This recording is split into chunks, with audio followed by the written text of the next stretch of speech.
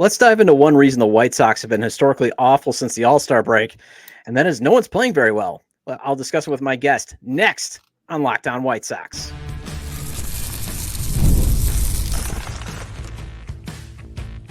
You are Locked On White Sox, your daily Chicago White Sox podcast. Part of the Locked On Podcast Network, your team every day. Hello, I'm your host, Todd Welter, a lifelong Sox fan and the side expert of Southside Showdown, part of the Fansided Network. You can check out my written content at SouthsideShowdown.com, and also I've covered Major League Baseball for outlets such as the Associated Press. And thanks for making Locked On White Sox your first listen every day. We are free and available wherever you get your podcasts and on YouTube, part of the Locked On Podcast Network, your team every day. And make sure to hit that like button on today's episode and subscribe to the YouTube channel at Locked On White Sox if you've not done so already. Also, follow or subscribe to the show at wherever you get your podcasts. And this episode is brought to you by Prize Picks. Go to prizepicks.com/LockedOnMLB and use code all lowercase LockedOnMLB to win $50 instantly when you play $5. So the White Sox are 6-43 since the All-Star break. They need a new manager, and the owner thinks there's a solid foundation to have future sustained success. And to cover these topics is from OnTapSportsNet.com's White Sox contributor, Besnik Zekiri, right? I got this right. Nailed it. You got it. Nailed it. That. Better known as at Sox Insane and one of my favorite follows in Sox Twitter world. He's joining me now. And Besnik, let's just talk about how bad most of the players have been since the All-Star break, especially Luis Robert Jr., who has a 2.08 average and a 5.31 OPS. Do you think he was going to be this bad, 2 months ago? Or did you think he was going to come out of the tailspin? Well, Todd, thanks for having me on the show. I really appreciate it. And no, absolutely not. I did not think that in a million years that Luis Robert would have the year that he's having, especially after the All-Star break. But you kind of see it across the board with this entire team. And these guys are mailing it in. And I can't blame them. I can't blame them for not wanting to come out. I can't blame them for the lack of effort. It is what it is. You're on a historically bad team. I feel bad for Luis Robert. I really do. This is, this is the guy who's coming off an All-Star year. He was injured for most of this year. And, he's got a ton of untapped just potential that isn't showing up in the box score every day. Mailing it in. The owner just said that, he compliments the effort that they're giving every single day. And you kind of busted out the driver on your latest content. I mean, I thought the players were giving every single effort every single day, right? I mean, come on now. It's typical of the White Sox organization just to kind of give lip service to things. We're ready to see them prove it, and they're not. And a year ago, we were supposed to be out of this because, that's why Chris Getz was hired, to turn this around within a year. Branch Rickey, who's been dead for 58 years, couldn't turn this thing around. But Chris Getz could, because he knew the organization up and down. And here we are a year later, and we're much, much worse. Anytime I say this with the White Sox, where it's, this can't possibly get any worse. And that's what I said at the end of last year. It got worse. And, it's lip service until proven otherwise with this organization. That's just how I feel about everything regarding the White Sox. I love how you said that, because somebody put in the comments on the community page on YouTube saying, well, it can't get any worse next year. And I want to be like, you want to bet? Anyway, what does it say about how bad a lot of the hitters in the lineup, for how bad it is for a lot of the hitters in the lineup when Gavin Sheets is leading the team in batting average after the break? That's horrible. I mean, you look at his WAR. This is a player who doesn't hit enough. This is a 6'5", 250-pound first baseman who doesn't hit for power. And it's even worse that Paul DeYoung is still leading this team in home runs. And he hasn't played for the White Sox since July 29th. And still, has a 1 home run lead on Andrew Vaughn. Gavin Sheets, if that's our best hitter, I mean, that's the result that we're going to get. We're going to continue to get losses. The losses will mount. The beatings will continue until morale improves. All right, but let's flip it though. As Andrew Benintendi has an 809 OPS, you feel is that enough to maybe have a contender be willing to take on at least a portion of his deal? You know, if he gets traded for salary relief, obviously they're going to have to eat it. They'll have to eat some of that. That's without a doubt. 3 years at $17 million a year, they're going to have to eat some of that. Of course, the chairman is not going to like to hear that, but hopefully he's willing to swallow some of that. And in the offseason, I don't see that happening because you're talking about still a kind of a small sample size of a couple of months of hot hitting, which is way above his career averages. So I think he'd have to carry that into the first half of next year, and then maybe with some luck, we'll get somebody who wants to take him on, who'll give us just something if we eat some of the salary. Kind of a similar situation with Eloy at the deadline. We got something for him, a reliever. We ate some of the money. This is a lot more money to eat, but I'm just praying that happens because I don't want to have to watch Andrew Benintendi play for the White Sox for 3 more years. I've seen enough. I'm with you, and especially how that is the richest free agent contract signing ever for just a guy. I mean, he's just a regular veteran guy, decent veteran player, but for that to be your richest free agent contract ever, that just shows you why this team is where it's at. Garrett Crochet has a 7.09 ERA post All-Star break, and you've been good in maintaining. Maybe it's just him tiring out, but do you think this innings limit is also messing with him because he just doesn't seem to have that same spark, I think, since he's been put on the innings limit? Luckily, his strikeouts per 9, and I was looking at this the other day, his strikeouts per 9 are actually up a little bit compared to prior to the innings restriction.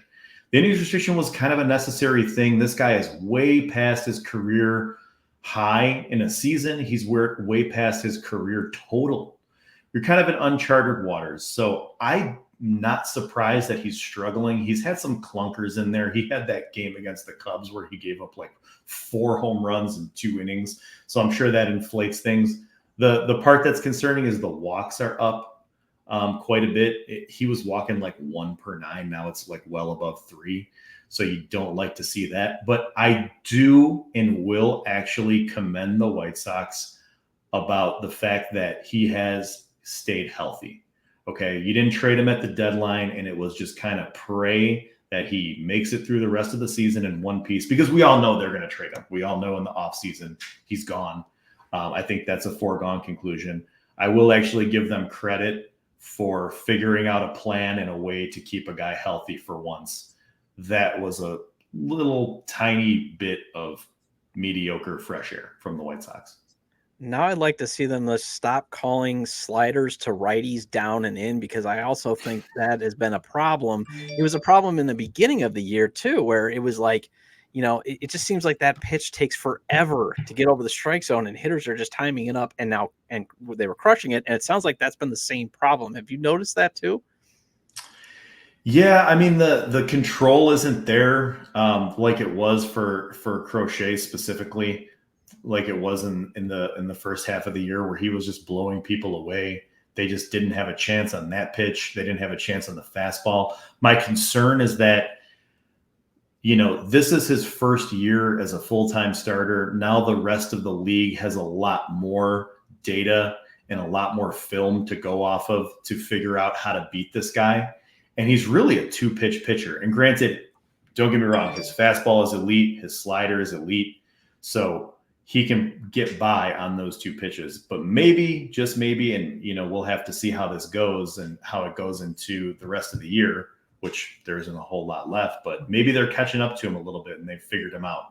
So there's definitely some question marks there, but you know, hopefully he can figure it out. All right. Any guest I have on until a new manager is named, I want to get who that guest thinks should be the next manager until one is named. So let's discuss who Besnik thinks should be the next manager after the break, next on Locked On White Sox.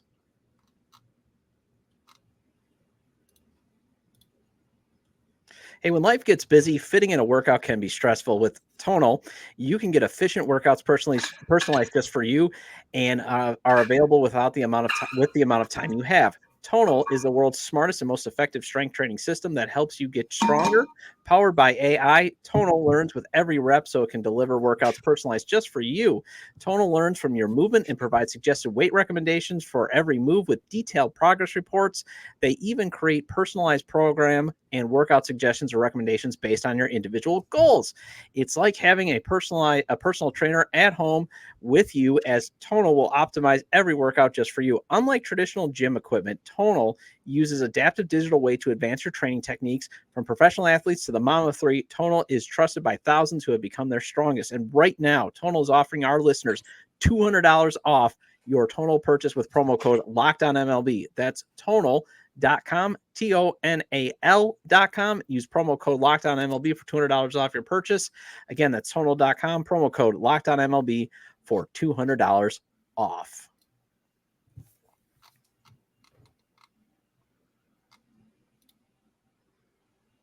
And thank you for making Locked On White Sox your first listen today. For your second listen, enjoy the Locked On MLB podcast. Host Paul Sullivan, a.k.a. Sully, is here daily to provide national expertise with his trademark humor to help you get ready for the MLB playoffs. Prepare for the Fall Classic with Sully, who has it all covered every single day on Locked On MLB, available on YouTube or wherever you get your podcast. Part of the Locked On Podcast Network, your team every day.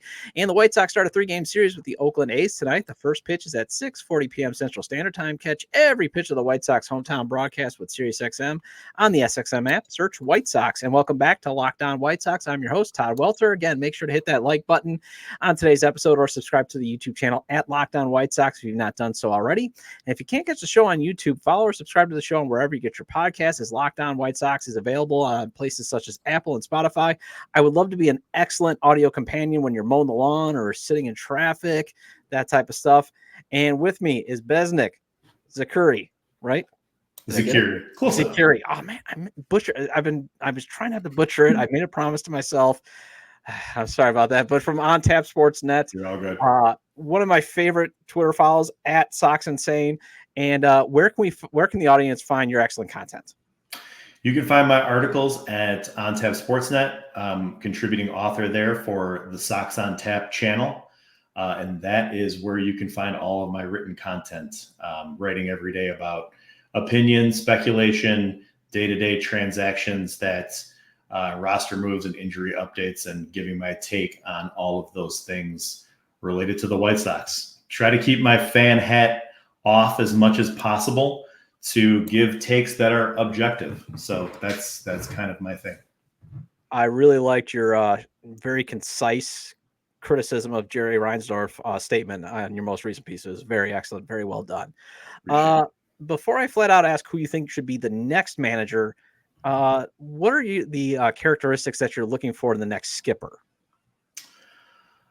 There's a few different ways that you can go with that. I know what I don't want, and I don't want any retreads. I don't want, there are going to be people who are calling for Ozzie Guillen to come back.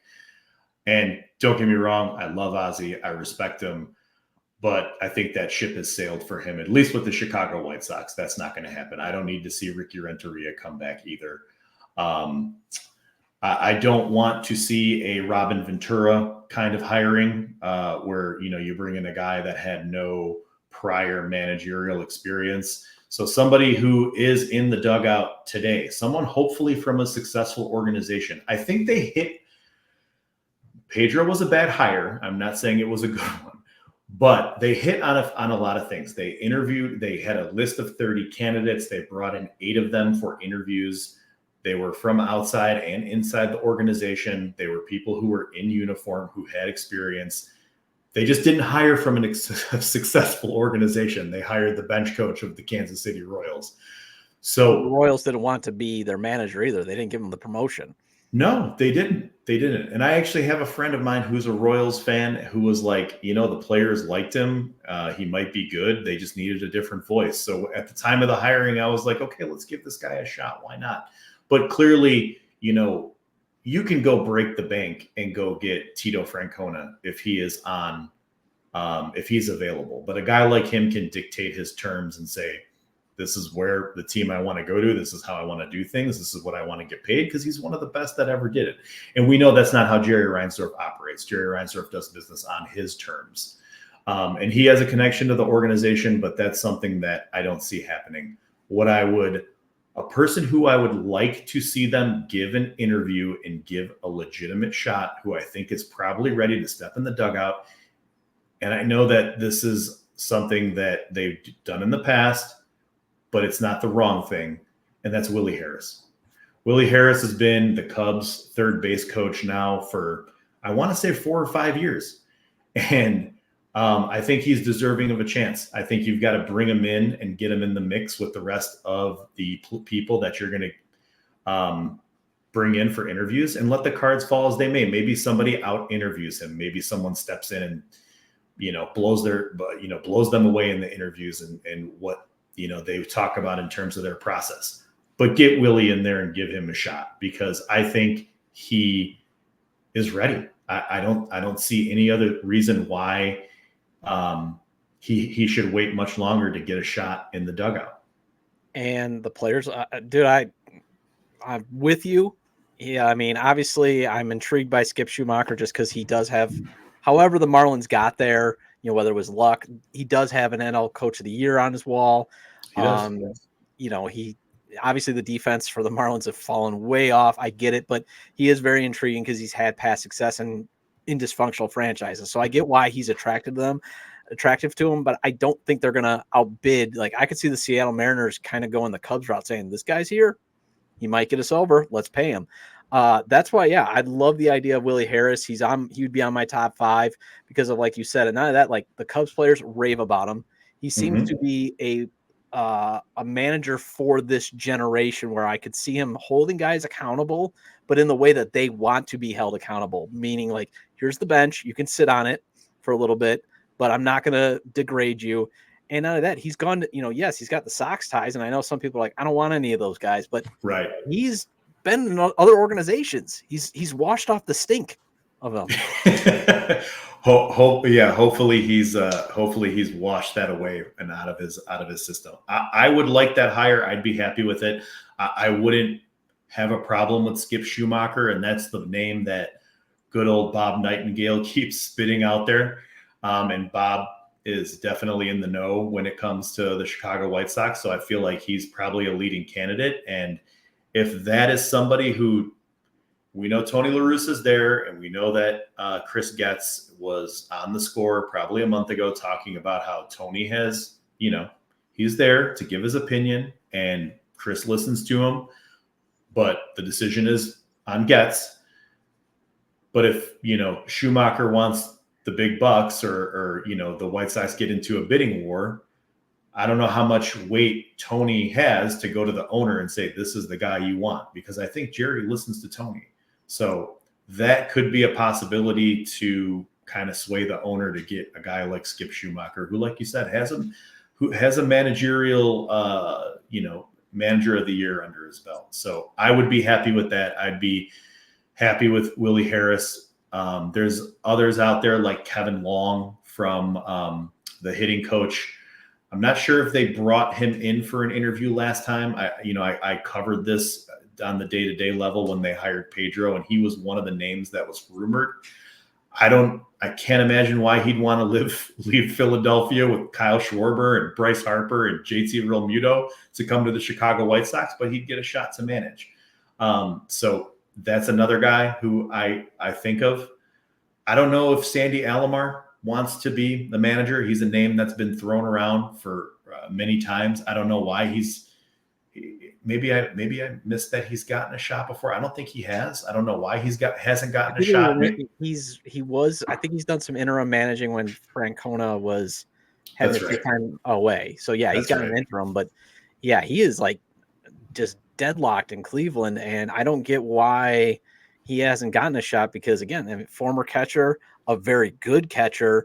Yeah, he would be another ideal candidate. And I know some people are like, I like how you're bringing up, guys that at least have washed the stink off of the Sox, but we do have to be realistic that they're probably going to end up going with a guy that at least Jerry knows the first name of, right?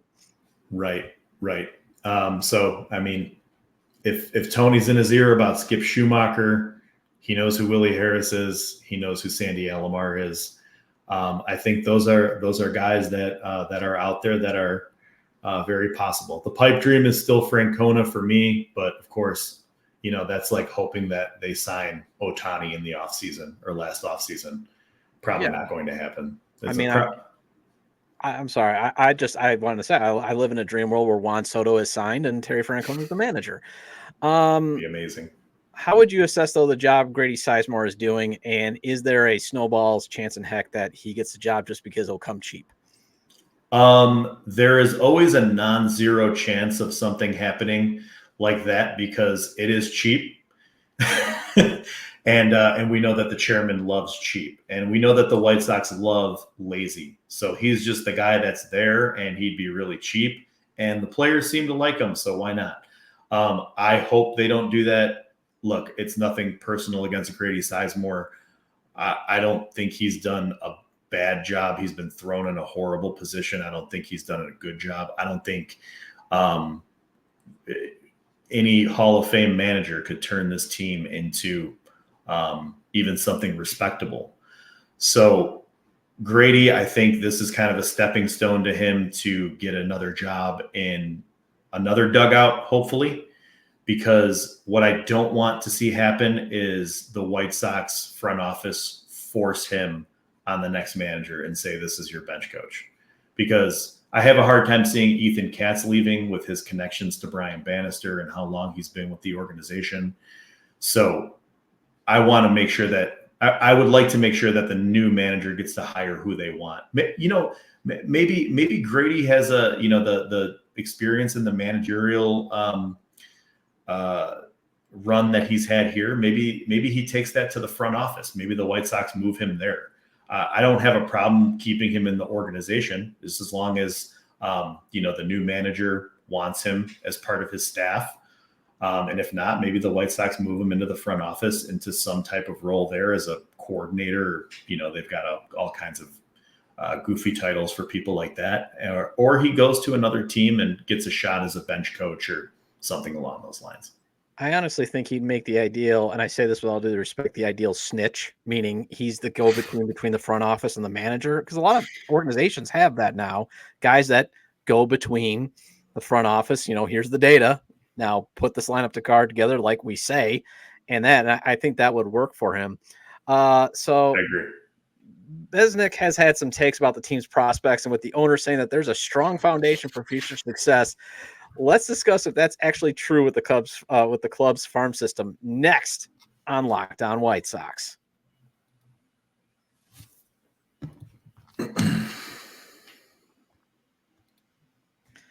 Hey, PrizePicks is America's #1 daily fantasy sports app with over 5 million active members. PrizePicks is the easiest and most exciting way to play daily fantasy sports. Unlike other apps on PrizePicks, it's just you against the numbers. All you do is pick more or less on 2 to 6 player stat projections and watch those winnings roll in. And one Caleb Williams passing yard gets you one win on PrizePicks every week in September. That's right. Only 1 yard gets an automatic win every football weekend in September. 3 weeks of free W's. Don't miss this deal on PrizePicks because it's gone when September ends. And PrizePicks is the best way to get action on sports in most states, including Illinois, Indiana, and Wisconsin. And I've told you about my buddy who lives behind the cheddar curtain. He uses PrizePicks to get his picks in and loves it because of how easy it is to play. DJ Moore's more or less at receiving yards is 57.5, so maybe that is your pick to pair up with the Caleb Williams deal. Download the PrizePicks app today and use code LOCKEDONMLB and get $50 instantly when you play $5. That's code LOCKEDONMLB on PrizePicks to get $50 instantly when you play $5. You don't even need to win to receive that $50 bonus. It's guaranteed. PrizePicks, run your game. And if you are more of a props or a parlay type of person, then FanDuel is a sports book for you. You've heard me talk about FanDuel, America's #1 sports book. Well, FanDuel has something a little different for you. Now through September 22nd, all FanDuel customers can bet $5 and get a 3-week free trial of NFL Sunday Ticket from YouTube and YouTube TV. Then with YouTube TV's base plan, you'll be able to watch every regular season Sunday afternoon out-of-market game. All you need is a Google account and a current form of payment, and you can cancel anytime. And if that's not enough, be sure to check out for FanDuel's Profit Boost in the app and use it for FanDuel's double your winnings for all of Sunday's 9:15 pregame money line bets. Profit Boost is live, and it started yesterday. So view your account page now to learn more about your boost. Done playing with the Sox. Well, the Bears are still a plus 220 on the money line for Sunday night's game. So imagine if the Bears find a way to win in Houston and you put $10 on that, you could double your winnings. Just visit FanDuel.com, America's #1 sports book.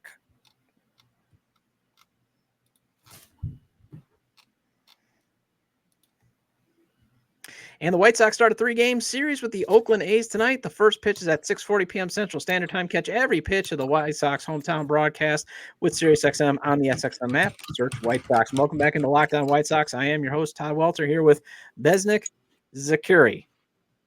Zekiri, yes. Zekiri. Do I know you in that way to be able to call you by your last name?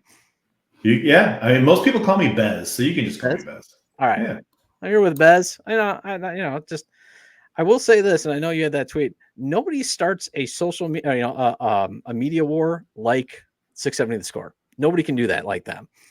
It's insane. No, they are pros at doing what they do. Yes. All right. Do you believe the White Sox farm system has enough to where an owner can confidently say there's a foundation for future success? Am I allowed to swear? This is G-rated, so. Okay, absolutely not. Not for an owner to come out and say that we have a solid foundation built. I mean, look, I like that Chris Getz hired Brian Bannister and he brought in Josh Barfield. He's got guys in there who are modern baseball thinkers, and especially Bannister, who's like a very well-regarded pitching guru. But stuff like that takes years to materialize. Stuff that he's talking about with international scouting after firing Mark Patty and replacing him, and rebuilding what they've got as far as their facilities go for training, for scouting and development in the Dominican Republic. That takes 5-6 years to come to fruition. So they're building that foundation.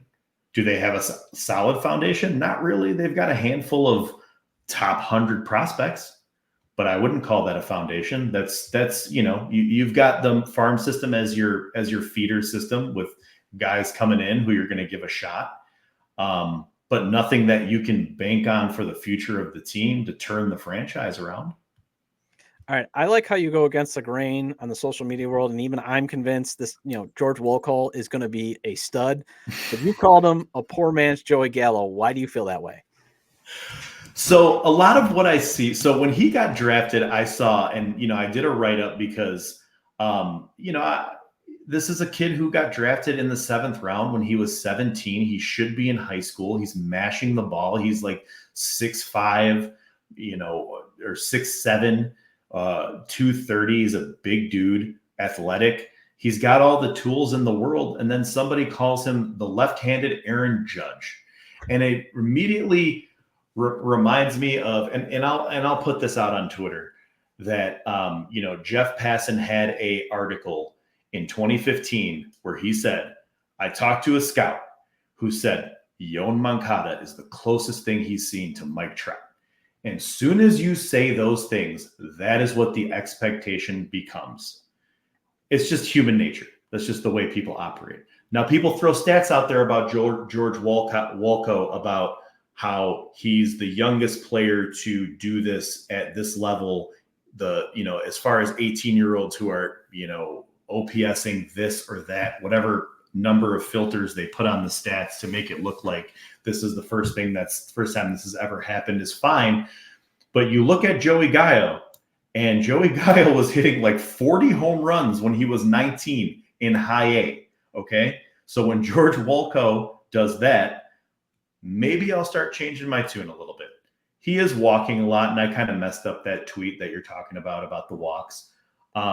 But, Gallo was a guy who hit 40 home runs. He walked a lot. He was really good in the field. I mean, if he can become that, that's fantastic. Even if he becomes 80% of that, great. This is a guy you got in the 7th round. So that is that's kind of where my head is at with that, is just kind of, and people get mad at me because I throw water on the prospect hype. Because that is kind of the way I look at it with expectations and setting them how I think they should be set for myself personally. And if other people don't like it, that's fine. Well, yeah, I mean, there's nothing wrong with having that perspective. What I like about, is the size, the ability to just mash the ball for a team that needs mashers. And I get it's going to take them a while. The free swinging does concern me, but on the other side, I look at it as, hey, you at least have a data point to see how well he's developing, because if that strikeout rate keeps going down, you'll start to see he might be starting to get it. He might be Neo in the Matrix. He's starting to believe, and it's going to be a while. So I get that. And I do think there needs to be realistic expectations to say, like, yeah, is this guy going to be Frank Thomas like that? Like, I'm more expecting, hey, can you come up? Can you eventually get here maybe at 2021? Because he was one of the rare first rounders that they stole later. When AJ Przinsky said, like, hey, we're not stealing first rounders late, they're not getting those guys, and they did. So I'm looking more, can you provide the power, like you said, can you get on base, gets on base, and play a decent fielding, and give me slugging and a decent OPS. I don't care, if the average is 230, that's fine. It's just like with Colson Montgomery. Everybody's pointing out the average. I look at more, can this guy hit home runs? And where I get concerned whenever I turn on Charlotte, I just never seem to turn on the games where he's actually doing something. I see it from Future Sox. They do a great job of letting me see that, but every time I see him, it's a pop out, or it's a grounding into a double play. So, like, what are your thoughts on that? Because he's also supposed to be the next superstar, and clearly he looks like, he might be hitting his floor, which is, to me, Paul DeYoung. It's looking like that, and it's concerning. And, when it was brought up to Chris Getz and Paul Janisch, I think a week or two ago, they kind of tried to sweep it under the rug and say, well, we're not concerned. He's learning, he's figuring it out. It's like, well, look, again, there's another guy who was billed as Corey Seager. That was the player comp. Okay. And it doesn't look like he's Corey Seager. If you want to compare their numbers in AAA to each other, he doesn't even look like Corey's brother, Kyle. He might not even be Bob Seager. We'll see. But Montgomery will get his chance next year. And like you said, we need guys who can hit. We need guys who can mash. And my guy, NWI Steve, and I did our preseason show at OnTap, and we talked about how we thought that his assignment coming out of camp was at AAA and how that was overambitious. And it's looking like it was. And it was looking like by Memorial Day, or even by, the end of June or something around there, like, this guy needed a reset. Like, but they, they're not going to admit that they were wrong. They're not going to admit that, say, we were over ambitious. We're going to send them back to AA and bring them up. In AA, yeah, the OPS looked good. The on base was 400. That's great. We need walks. And that's where he was getting a lot of his value, was like a 25% walk rate. Like, come on, guys, that's not going to happen in the major leagues. He's not going to walk at a 25% clip. That's like Juan Soto, Aaron Judge numbers. That's not going to happen. So those numbers really back down. They're concerning to me. I know he's been on a little bit of a hot stretch lately, but we've seen that earlier this year too, where he goes on like a 7-game tear and then he goes back to, what he was. But he is young. He is 22. He's going to get a shot at the majors next year. And that's the other thing, is that development doesn't, well, I should say it's not supposed to stop at the major league level. It seems to stop off the major league level with the White Sox prospects. But hopefully he can continue to develop at the major league level and figure something out when he gets here next year. All right, I know I'm running a little bit over, but I do want to give you this final question, because you just made an excellent point, and that is, the development at the major league level sort of stops.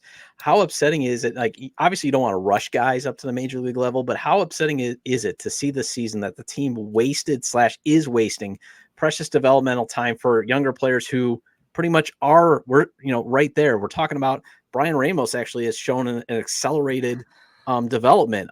Jonathan Cannon should have gotten more innings. There's nothing wrong with sending him down to AAA to work on getting left-handers out. At the same time, in a lost season, guess what he could have done? Worked at the major league level to get left-handers out. But no, we got to give guys like, Chris Flexen innings, and we had to give Mike Clevenger innings and Brad Keller innings. So how frustrating is that to see that they have wasted and are wasting such precious developmental time when basically it's risk-free right now? And you know what, Todd? It's the developmental time, and I'll talk about that too, but it's also, it gives a team in their position a chance to try out other players on the waiver wire. Like, go and get that former first or second round pick who's out there who didn't really realize his potential with whichever organization he was with, and now he's just available for free, and give him 200 at bats and see what happens.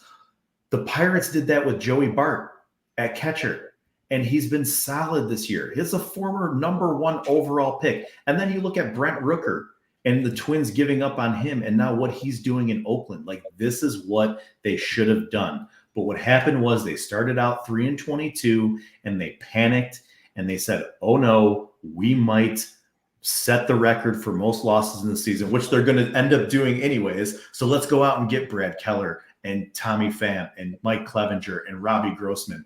And maybe these guys can bring the stability to the team that we need so that we don't break this record. But yeah, I mean, Jonathan Cannon, I think he's gotten a lot of innings at the big league level. But, you've got guys like, you had Kai Bush up here who, showed some flashes in some of his starts. You had who was another guy Thorpe was here before he got hurt. Nick Nastrini. And that was another thing, like with Crochet, if you're going to limit his innings and give him 3 innings, well, then bring Nastrini to piggyback off of him instead of giving like Touki Toussaint 3 innings. Like, we know who Touki is. And look, I'm a Touki guy. He's one of the guys that, the White Sox have had over the years who I just like for no reason whatsoever, like a Pablo Ozuna or a Timo Perez. They're not really good, but I just like them. But this isn't the year for Touki.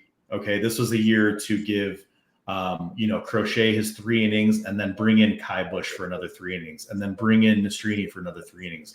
Give them that experience to develop.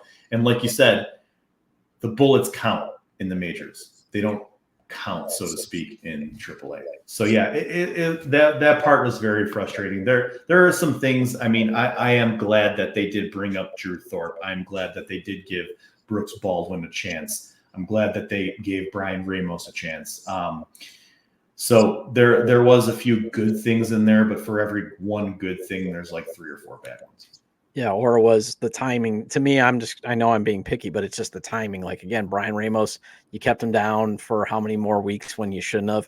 And Jacob Amaya, for example, that's a classic. Yeah, why didn't you try him out? Or Nick Senzel, I know he's basically washed, but that's an example. Like, they brought him in, and then he just sat on the bench. Like, he didn't play at all.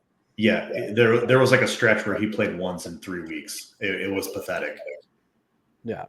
All right. Well, this wraps up this edition of Locked On White Sox. Thank you for making Locked On White Sox your first listen today. Now go check out the Locked On MLB podcast. Prepare for the Fall Classic with Sully, who has it covered every single day. You can find the link to Locked On MLB in the description, so you don't need to search. Part of the Locked On Podcast Network, your team every day. I'll be back Monday, though, with the Minor League Monday report as the affiliate seasons are wrapping up. Feel free to leave comments about my discussion with Besnik Zekiri, correct? You got it, Todd Welter. Thank you. All right. Better known as Bez, better known as @SoxInsane. And again, where can we find all your excellent content? One more time, OnTapSportsNet.com. Sox on Tap is where I am posting all of my written content. So please check it out, and I appreciate it. Thank you for reading. And Todd, thank you for having me here on Locked On White Sox. I appreciate that because I have been a listener in the past to your show and previous guests. So it's a bit of an honor for me to be here. All right. Well, I appreciate it, and I hope to have you on again soon. And again, you can leave any comments on the episode page on YouTube, X, formerly Twitter, @ToddJDub or @LockedOnSox, or email me @LockedOnWhiteSox@gmail.com. Have a great day. I will see you Monday.